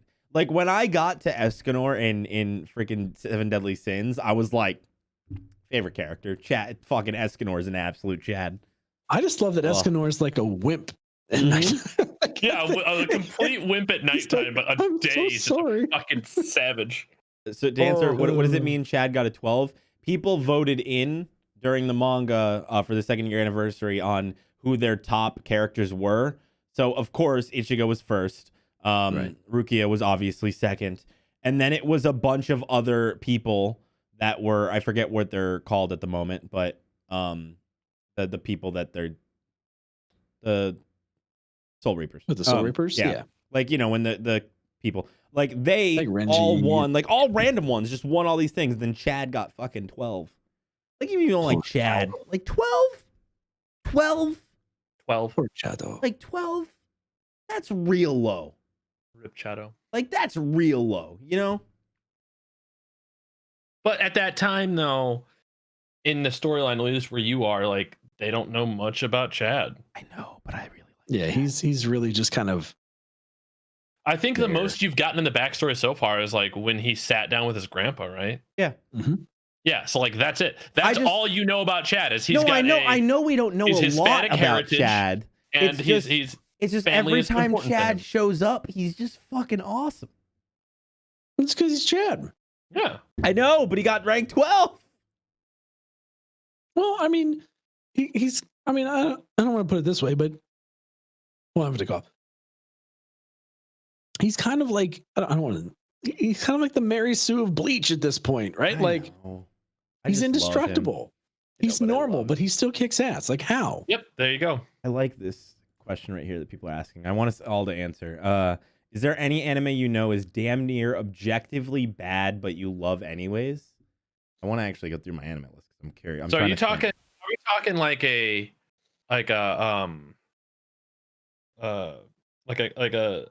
the fuck is it called? Where you watch something, a guilty pleasure. Is it are you talking a guilty pleasure anime? Or one that everyone hates but you still like it anyways? OG Yu-Gi-Oh. Fantastic, horrible. It's so bad at times. Literally Kaiba shows up, kidnaps. That's a really good pick. He fucking kidnaps Yugi's grandfather over a card, gives the man a heart attack, puts him in the hospital just to rip the card in half. Objectively, I would say Yu-Gi-Oh's probably bad, but I love it. I'm with you. Kaiba, see, also it's funny, a Chad. I don't even think of those when I think of anime anymore, because I know to me those were Saturday morning cartoons. It's a whole different category in my brain. Yep. Right? Like what is it? Like Digimon, and they're so bad. I've gone back and it's oh, Digimon's on Netflix. And I'm like, oh God, this is terrible. how did I used to watch this in the morning? I was like, I used to like wake up early every week to watch this, and I was so awesome whenever they would transform. And no, that is a funny story. So somebody said that like somehow the Yu-Gi-Oh manga was even more messed up. I actually heard about this.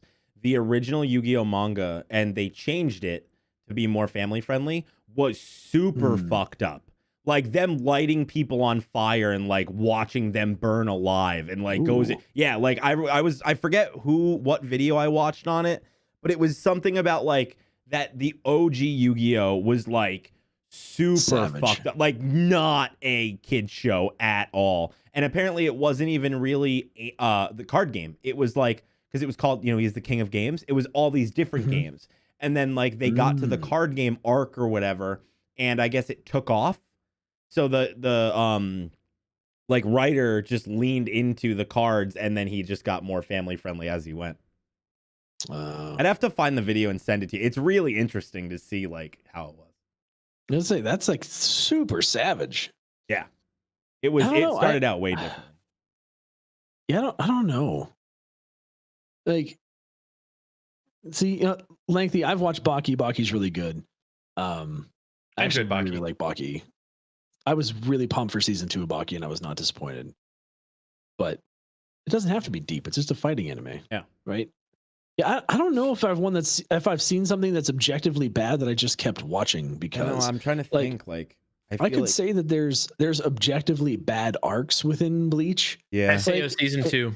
Yeah, that's true. You didn't like SAO season 2? Not season 2. No. SAO season 2. Elfheim online, weirdest fucking arc. Wait, oh my god. Alpha. No, you're thinking. No, that's not season 2. The only reason that I didn't second hate half that of first season. I would say I understood. It was definitely a little weird initially, but the way that finished up for me brought it all together and like made it for me. I agree. I SeeOhKnee confused me. I agree. I like all of season 1 of SAO. Season 2 is the Gun Gale part. I did not like that. Well, I did not like that, but I forced myself through it. I really like Gun Gale. I thought you were talking about the second half. The second half of Elfheim. With like all of that whole arc, but with like the little girl at the end, I'm maybe it's like being a dad, like to me that like pulls on the heartstrings super Yui hard. was the only important thing that happened out of all that. Other than that, like the whole fucking sister falling in love with the brother and fucking dude be like the dude that's holding the girl, whatever, the girl that's holding the other person or holding her captive. Was like the slime dudes, like it just got real like hentai real quick, and I was just like, okay. Funny story about that. So I figured this out one day on stream because, like I said, 70% of my audience is not US based, and when I started bringing up the weird incest stuff with SAO, half the chat was confused, and I found we found out that apparently outside of like North America, like dating and marrying your cousin is like super common, like everywhere. What? Yeah. Oh yeah. Are you serious? Yeah. So that's why the end of SAO, the reason why there wasn't any like the reason why when she confessed her love and Kirito didn't seem weirded out and like they did it very like they didn't make a big deal out of it is because over there it's not. That's common, like very common. Outside of America and Canada, America and Canada are like the only countries that like that's like a issue. Yeah, there's like it's like separations of DNA. I'm not like, saying I'm not saying DNA, that like you're cool. Yeah. That was a super common practice throughout history. That's not like it's new. Yeah. And I'm not saying like incest itself, that is still a no pretty much everywhere. Like people banging their brothers, that's not okay. It's like cousins. But cousins. First or second cousins. That's normal in like everywhere else in the world, basically. I'm sure, and by everywhere I'm generalizing, like sure, yeah. But Middle Eastern countries, it's a no. Yeah, so like Mugiwara, no, it's not. They get married in here. Yeah. So anyways, that's that. Yeah, that kind of turned me off on the whole Elfheim. Gun Gale, I enjoyed it to a point. Dude, like the actual like the ability to kill without being able to kill, like that was a cool, like the murder mystery side of it was pretty neat for me. Once they introduced who was the crazy girl with the black hair? Fuck, I can't think of her name.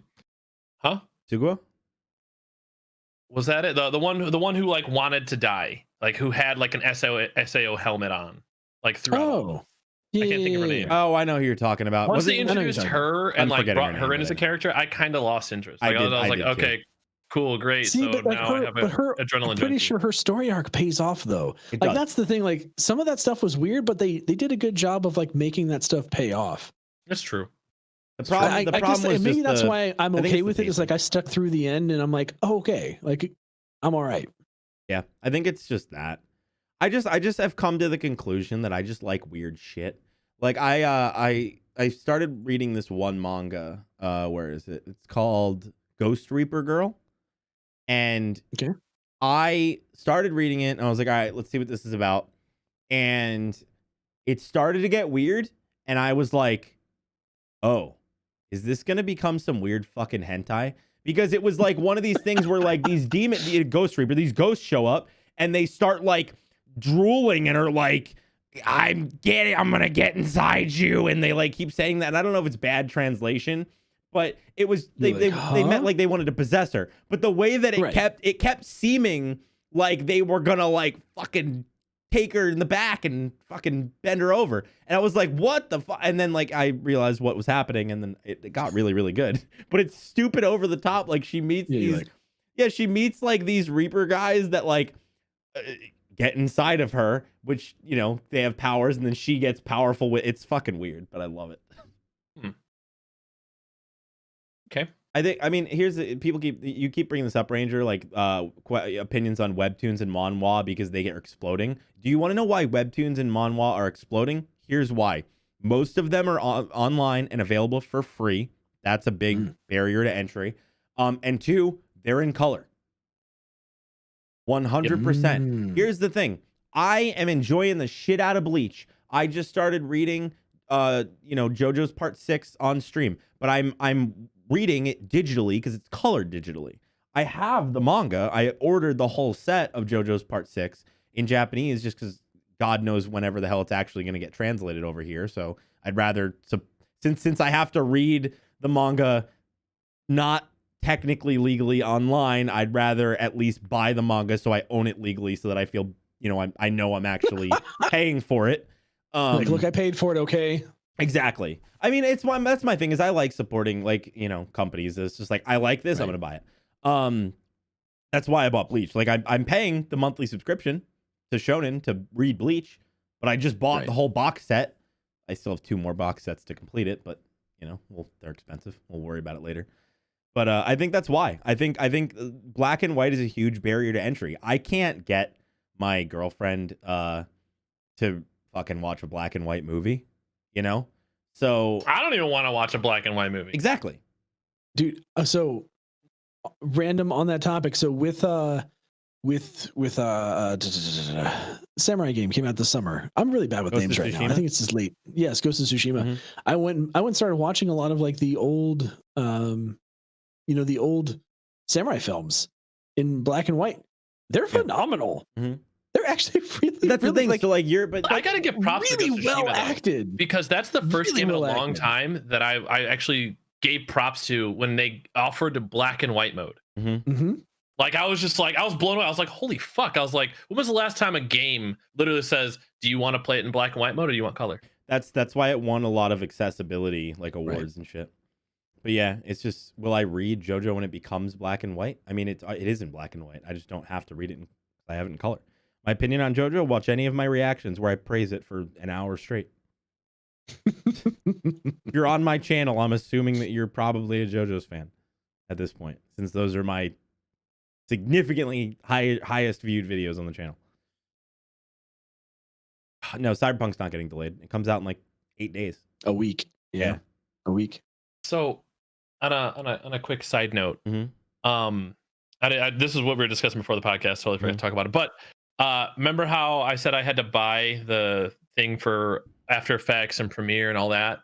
The reason why is because I want to add flight trails to my disc golf throws. So basically, like, you ever watch like the PGA where like the dude hits the golf ball and like there's like a tail behind the golf ball to help make it easier to see where it is? That's what I'm doing with my disc golf throws.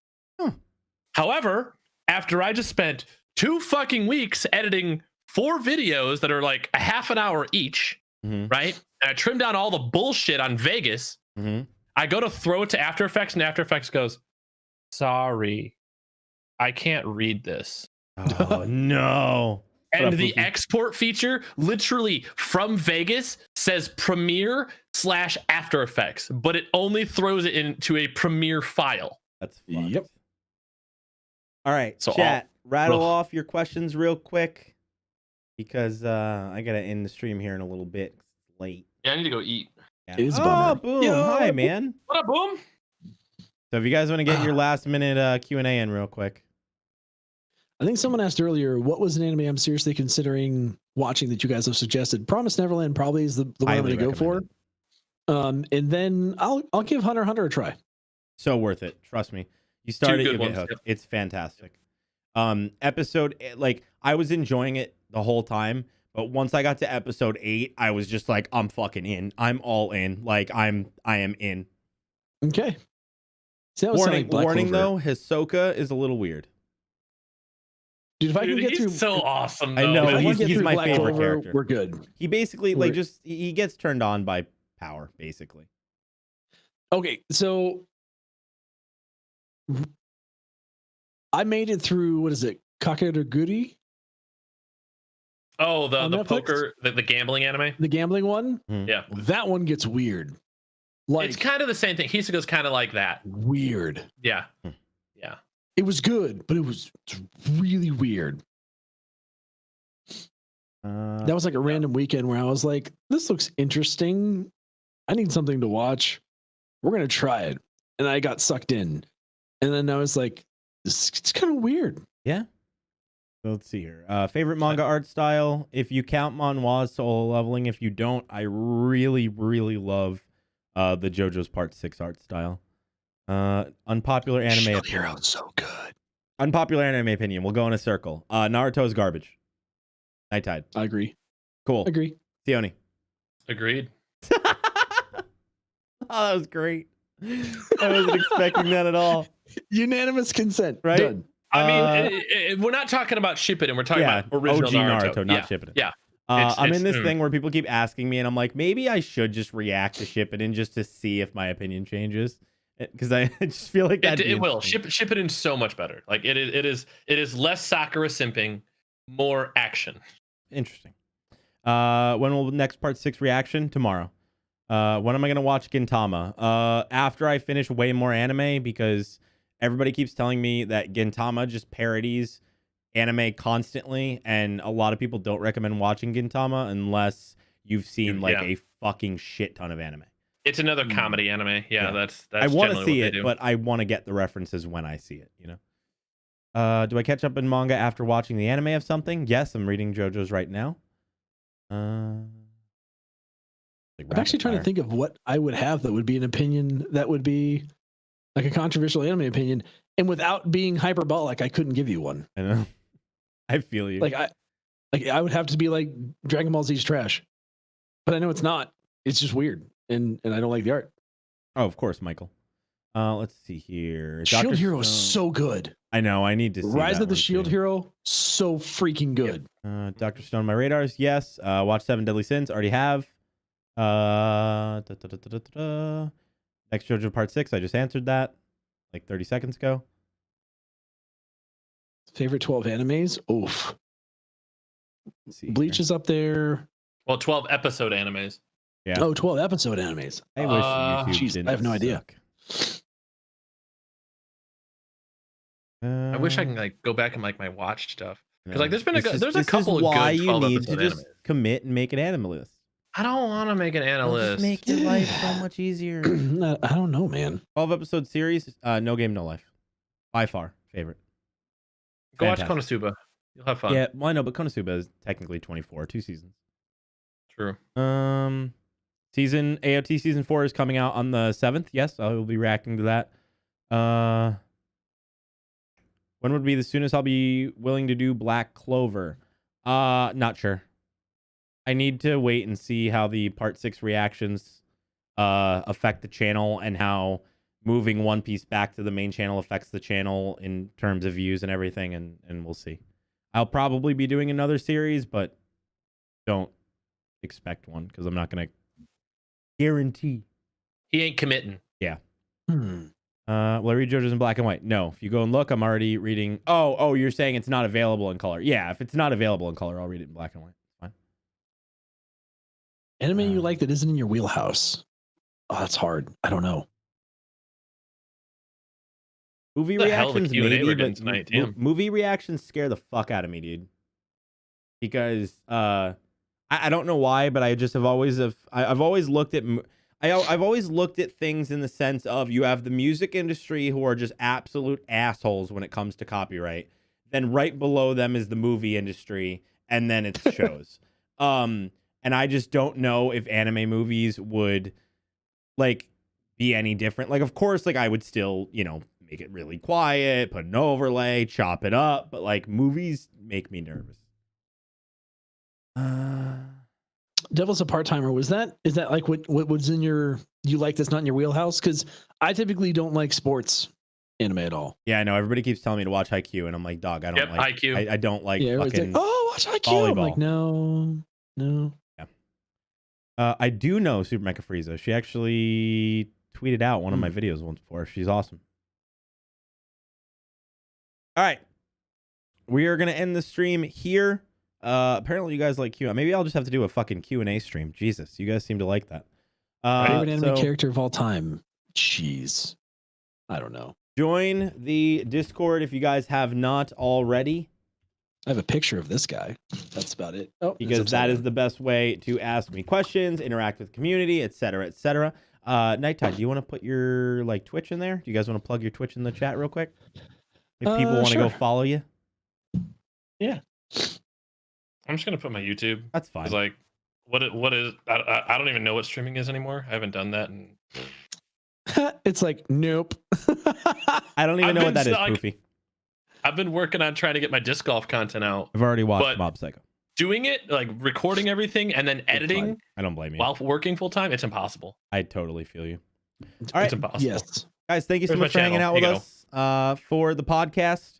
Remember, there will be a JoJo's stream tomorrow, so I will see you guys for that. SeeOhKnee is an absolute chat. I agree. And we will see you guys on the next stream. Later.